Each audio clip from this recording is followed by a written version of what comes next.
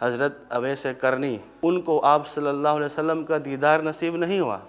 لیکن اس کے بارے میں آپ نے حضرت عمر جیسی ہستی سے یہ فرمایا کہ اے عمر، اگر آپ کی ملاقات اویس کرنی سے ہو جائے تو اس سے اپنے لیے دعا کروانا۔ اور جب ہم یہ دیکھتے ہیں اویس کرنی ایک صحابی تو نہیں ہے، ایک تابعی ہیں، اور ان کو آپ صلی اللہ علیہ وسلم کا دیدار نصیب نہیں ہوا، لیکن ان کا کون سا عمل اچھا تھا؟ عمل ان کا یہی اچھا تھا کہ وہ ماں کے ساتھ اچھا رویہ رکھا کرتے تھے۔ دوسری جگہ اللہ تبارک و تعالیٰ نے یہ فرمایا کہ ہم نے انسان کو یہ حکم دیا ہے کہ اپنے والدین کے ساتھ اچھا سلوک کریں۔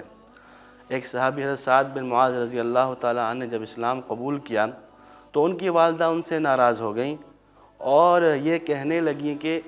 میں اس وقت تک کچھ بھی نہیں کھاؤں گی جب تک تم اپنے اس دین کو چھوڑ دو۔ سعد بن معاذ رضی اللہ تعالیٰ عنہ فرماتے ہیں کہ اے ماں، میرے جسم کے اندر تو ایک روح ہے، اور اگر کئی روحیں ہوتی تو وہ سب قربان ہوتی اس دین پر، لیکن میں اس دین کو چھوڑنے والا نہیں۔ اور پھر یہاں تک یہ بھی فرمایا گیا کہ ٹھیک ہے، ان کی فرمان برداری کرو اگرچہ وہ غیر مسلم ہوں، اگرچہ اللہ پر ایمان لانے والے نہیں ہیں، لیکن وَصَاحِبْهُمَا فِي الدُّنْيَا مَعْرُوفًا، دنیا کے اندر ان کے ساتھ اچھا رویہ کرو، جب تک کہ شرک کے بارے میں، جب تک کہ نافرمانی کے بارے میں آپ کو حکم نہ دیں۔